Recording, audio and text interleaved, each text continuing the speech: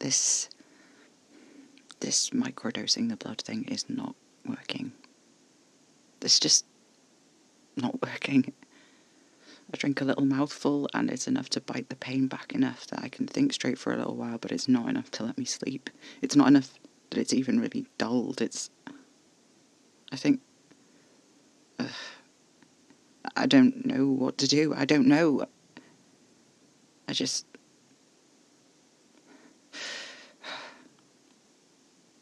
I've diluted it with a little salt water. I don't know if it'll help. But I don't know if anything will help at this point, so... Another shot in the dark, whilst I'm still cognizant enough to make shots in the dark.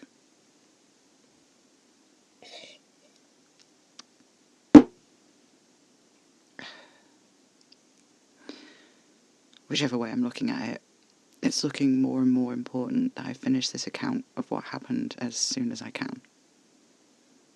So, I need to tell you about the other vampires.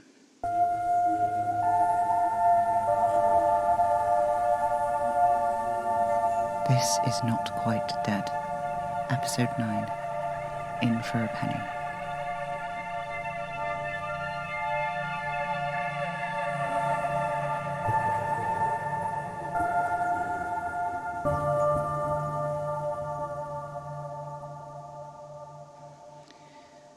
Here's the thing about vampires. They're predators. From a food chain perspective, we are their prey. But they look like us. They move like us most of the time. They speak and think and laugh and cry. But they're different. Other. When you enter their spaces, you're intruding on the place where they are most themselves. Casper agreed to let me come with him to that meeting and wait outside in the car. We parked up outside this 3-storey terrace on the way out of York proper, halfway to Heslington, this tiny little suburb which is where the university is. Fulford Road is the other way out of the city from where my mum lives, heading northeast to Hull, rather than northwest to Leeds. Why am I telling you this? You do not need a map to understand the vampires. It won't help. The house looked just like the others on the street, except it had clearly not been subdivided into flats the way most of them had. It's an area full of students, so despite its quaint charm and the prettiness of the buildings, there's a scruffy unkemptness that comes from homes which change hands every year, cared for long-term only by landlords who don't really give a shit about what you do there as long as you pay the rent. That meant the bin bags outside the front of the vampire house didn't look that out of place. But it didn't seem so strange that all the curtains on the building were tightly closed throughout the daylight hours, and at night only a faint orangey glow from old exposed overhead lights could be glimpsed around the curtains' edges. It also wasn't that weird that the windows were single pane, their paint last updated maybe 40 years ago, cracked and peeling and grey-green with dirt and moss. It also meant nobody thought much of the many people that came and went from the house into the early hours of the morning. And nobody really noticed when there were screams, because they were always short-lived. The day of the meeting, it was raining. We were a few days past Halloween, and many of the houses on the street had slightly deflated carved pumpkins sitting out on their doorsteps and windowsills, triangular eyes beginning to bow, leaking out their pale orange guts. Casper gave me a long, strange look before he got out of the car and walked up the path to the peeling red front door of the vampire house. He didn't knock, but just a moment later it opened for him. He hesitated for a second, his head turning slightly as though he might look over his shoulder at me sitting there in the car, but he didn't. He disappeared inside, and the door slammed shut. I didn't actually see the inside of the vampire house until last week, the second day after Casper was gone. I didn't know what to do, where else to go. I didn't think he'd be there, not really, but I had to check. It was a stupid thing to do, and I knew it. But they did let me come in, and they let me leave again afterwards, which tells me something important about the others that Casper doesn't really seem to believe himself. They're not animals. They don't exist solely to feed the drive the way he thinks. Of course they don't. If a vampire like Casper is possible, it means that they're capable of rationality or of consideration, thought, even compassion. Casper's incredible, of course, and the effort he takes to make sure he doesn't have to kill anyone is something he should be proud of. God knows I'm proud of him for making that choice. But he's not some special kind of other, you know. Any of them could choose that path, if they wanted. If they were given help, maybe. If anyone had ever shown them it was possible. But it's clear the others consider him as different from themselves as the half-made. He's a vampire, but he exists with one foot in our world, one foot in theirs. Can't see his life as a choice they could make for themselves. He's too different. The hallway in the vampire house has floors tiled orange, red and black. There's a strip where they're visible in the centre of the hall, where regular use has worn through the dry, dark grime that covers the edges. It's hard to tell the colour of the walls because there's no light, and there's a mould growing thick and wet down from the ceiling. The stairs head straight up just a few steps in from the door. They're old wood covered in thin cloth, which had once been carpet a long, long time ago. In every room there are pieces of furniture, but they never seem like the right ones, or placed in ways that make sense. Wardrobes lie on their backs, doors wrenched off and propped against walls, their innards lined with blankets and old clothes which vampires sit in, like small nests. Beds are crammed together, mattresses crisscrossing over too many frames. Vampires perched, grubby, watching small TVs on the floor in the corners of rooms, or propped on boxes. Some of them read. Others lay strung out, languid on the filthy carpets. Seeing them put some things that Casper had told me about the others into perspective. Most of them were young, only living undead for less than a decade. Most vampires don't survive their first year, even fewer make it past 10. Their makers tend to be young and inexperienced, unprepared for the work and responsibility of bringing another into their life. It's a change made out of desperation for company other vampires weren't able to provide. An attempt to make a lover or a surrogate child to replace relationships destroyed when they lost their human lives. Almost every vampire is a victim of circumstance first and foremost. They didn't choose this. Whether they were made to be siblings or bodyguards, the life was thrust upon them without choice or warning. Usually, by the time a vampire is successful in their attempts to make another, they've failed a dozen times or more, and with each attempt their choice of human to change becomes less and less discerning. Even if you were picked for a reason, that was usually a choice made out of love or favour or admiration, or simply because you looked healthy and robust enough to make the change successful. Very little thought was given to the psychological effect the change can have, even though those very effects are exactly what motivated the maker to create a new vampire in the first place. And let me tell you, that shit can ruin you, Casper said. He told me to imagine trying to function in the world when you can barely stand to be in a room with other people because you're afraid at any moment you'll kill them. Imagine that the only way you can live without agony is to stalk and kill people going innocently about their days. Imagine one morning you woke up as normal, ate your breakfast, went to work, and then you were violently attacked, and the next thing you can remember is that sunlight burned your eyes and made your skin come out in boils, and the air in every room was thick with the most delicious smell of food you've ever smelled, and you were starving. Some vampires can hold down jobs if they learn to manage their blood debt well enough to keep the burn of the drive for blood in check. Some of them can live in the same place for more than a few months at a time. Some have a handful of human friends. But this requires years of practice, years of mistakes, years of accidental killing and taking and anguish. Years where you are at constant risk of not finding enough to sustain yourself, where the only ones you can turn to are other vampires just as rabid as you, who might in an instant drain you dry in desperation just because it had been so long since they'd last tasted blood. You begin, Casper told me, to measure your days in drops of blood. A mouthful will get you through a commute and a morning shift, another through the afternoon. A pint can get you through a day, as long as you don't have to run or lift anything heavy, as long as you stay out of the sun, as long as you don't knock your elbow or twist your ankle or have to argue or fight. Eventually, it's easier to just stay as still as possible, to lie and wait until you next have to kill. There's no room for thoughts of love or compassion when you live like that. Each day, just another long slew of hours you have to get through. The cruelest twist of fate, says Casper, is that the older you get, the less blood you need. Which is why vampires are mostly less than 10 years past their change, or else well over 100 years old. The older vampires show little concern for the younger ones, he says. Most are of the opinion that those worth paying attention to will manage to live long enough to make it out of the squalor of those early days alone. That makes me so fucking furious. Because that's very human in the worst sort of way, isn't it?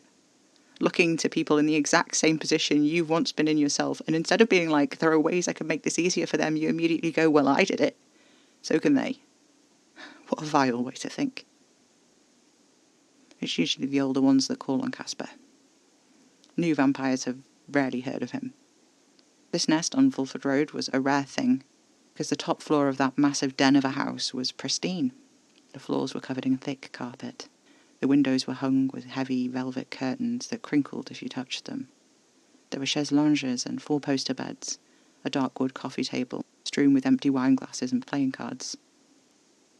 It belonged to Ros and Eponine, and they were the ones who'd asked Casper for help. I don't know much about them, only that Ros is older than Cass, and Eponine is some 100 years younger. Ros is tall, thin, beautiful in a nymph-like sort of way, and Eponine is small, round, soft around the edges, pretty like an expensive cat. Ros dresses like you'd imagine a vampire to dress, almost all black, expensive fabrics, hair needle straight and framing her long, pointed face. Like Morticia Adams if Morticia Adams were featuring on the cover of Vogue. Eponine, by contrast, looked like the platonic ideal of a primary school teacher, all soft fabrics and pastel florals, ribbons in her softly curled hair. None of the vampires in the den below them were made by either of them. Eponine had never even tried to make a vampire, and Ros had only made one, Eponine. They and Cass were not friends exactly. Ros and Eponine killed humans and would not dream of doing otherwise. But Cass had a healthy respect for them because of the den they'd allowed their house to become. It was a safer space for the young vampires who found it, if not necessarily one that could have saved them. They didn't help the youngsters that came to live beneath them, but they didn't turn them out either, and for that they had some measure of Casper's respect. There were a few other older vampires in the area, and Ros and Eponine's house had become the place where they would gather together when something was going wrong, which is why that was where Casper had brought me that day, to wait in the car for him to emerge again. I'd resorted to playing some dumb game on my phone when I heard a rap of knuckles against the window. I looked up expecting Cass, but saw a small woman dressed in a paisley-patterned summer dress, despite the November chill and the hammering rain. She was not much taller than the roof of the car, so with her head tilted to the side, I could see almost the whole of her face, and her deep red eyes. She was standing deathly still, no movement of her shoulders for breathing, no blinking of her eyes despite the water streaming down her face. She could have been the most detailed and perfect wax statue ever made for all signs of life she was giving. I stared back at her, feeling my pulse quicken. My hand automatically moved to my neck, covering the scars of Casper's bite. At this, the woman's eyes darted quickly from my face to my fingers, and a slow smile began to spread across her features. She breathed in sharply, deeply, her nose and chin rising the way a dog's do when they smell something tasty, and her lips split as her smile widened further, the red in her eyes seeming to swirl, turning from burgundy to scarlet. My heart sped faster, and I looked away from the woman's face over to the front door of the vampire house just a second before it burst open and Casper strode out into the street. There were other vampires behind him in the hall, their expressions blank, eyes almost glowing with the ferocity of the red in them. "Eponine!" Casper shouted, so loud I heard it crystal clear over the hammer of the rain on the roof of the car. Eponine turned her body away from me, before her face, holding her gaze until she couldn't any longer. Casper was right next to her. He was standing half-stooped, eyes narrowed, hands in fists at his sides. Eponine crooned at him, Now, Cassie darling, no need to get aggressive. Casper growled in response, honest to God, a deep guttural thing like a lion or a wolf. The sound tore through me like wind through leaves, and I shuddered. Eponine took a step back from the car. Casper moved too fast for me to see, and the driver's door slammed shut. Before I fully turned to look at him, the engine was roaring and the car jutted forward so fast I slammed back into the headrest with a shout of alarm. "What the fuck?" I said, as the tyres screeched on the tiny residential street. Behind us, Eponine was still grinning, motionless again. Some of the others had come out of the house to stand in the rain too, a dozen pairs of blood-red eyes shrinking behind us as we sped away. "I shouldn't have let you come," said Casper furiously. I just sat in the car." "It could have smelled you a mile away." "So they'd have found out about me anyway," I said, desperately. Casper made a wordless sound of irritation and discomfort. "Cass, it's fine," I told him. "It is very, very far from fine," he barked. "Would you just calm down?" "Calm down," he repeated. His tone was flat, unreceptive. "Calm down," he said again. Casper slammed his foot on the brakes and I hurtled forwards into the dashboard, knocking all the air out of my lungs. We were on a back road I wasn't familiar with, lined with large warehouses made from corrugated steel and a huge car park filled with empty buses. "Do you have any idea what they'd do to you if they had the chance?" "Yes," I said. "I do, actually. Very, very aware of the vampiriness of the situation." I was still trying to catch my breath, and it was this more than anything that seemed to make Casper come back into the room, or car in this case. "Alfie, I'm sorry. It's just that you don't fully appreciate the connotations of that interaction. Any human who knows of our existence is a threat." "Why? You could just kill me and take care of the problem." "The smell of me in your blood is enough to tell the others that I won't do that. You're a threat to them." "I'm just a silly little human," I said. "I don't understand the problem. You're fairy tale predators that feed on human blood. How much of a threat could I really be?" There have been times in our history where vampires have made a bid towards the light, attempted to step out of the shadows of society. This has most often been when someone in power has been turned, which is why those with any modicum of authority in human society are avoided as prey, or attempts at new vampires wherever possible. Tensions are high because of the abundance of half-made. Some suspect there is a vampire with human authority pulling the strings. There are many reasons why they would want to do this, and none of them are good. It's always a risk for us to take human lovers, not just to the humans ourselves, but to us and our entire way of life. "Lovers," I repeated. Casper's eyes swirled red. "Yes." He pulled me forwards into a rough kiss that left me breathless again. I scrambled against him, knotting my hands into his hair, slightly damp from the rain. He pulled up the hem of my jumper, yanking it off over my head. He bit down hard into the bruise he'd made on my chest the day before and kissed me again, my blood on his tongue. He told me that the vampires had faced threats like this before as he fumbled with my belt. That their fear now was that they'd been discovered and it was only a matter of time before someone made a bid for power like they'd seen before, tried to exert control over all the vampires in the area. Perhaps they were trying to make a whole contingent of new vampires which they could use as enforcers, and they were discarding the half-made as failed attempts and as a warning for what was to come.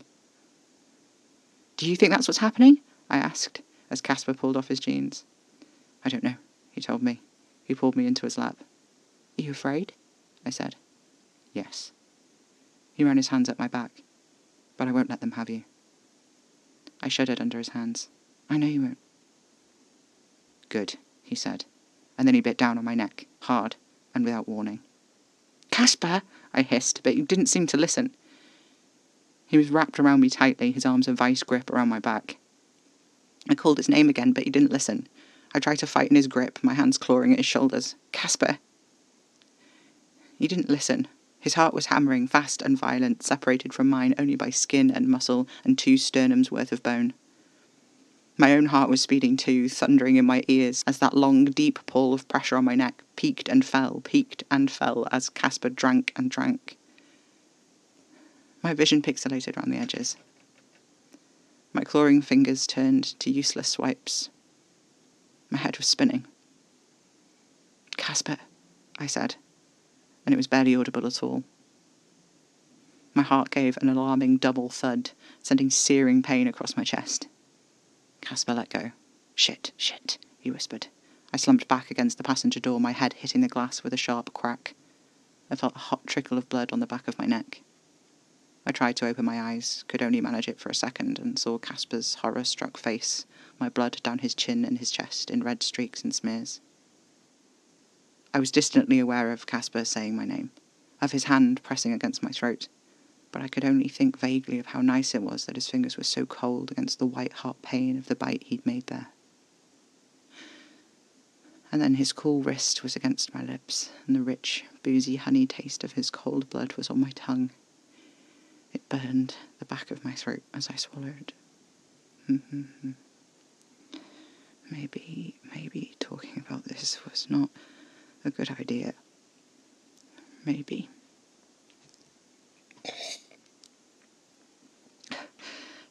It's not enough. It's not enough. I need... You know what I need. Anyway, I woke up in my bed with a horrible fever some hours later. I don't want this. I don't want any of it. Casper, please come back. I can't do this on my own.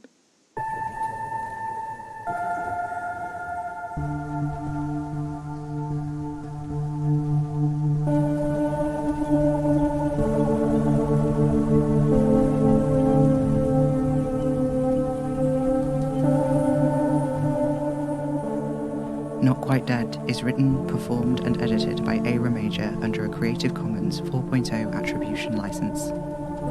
Live, laugh, bite.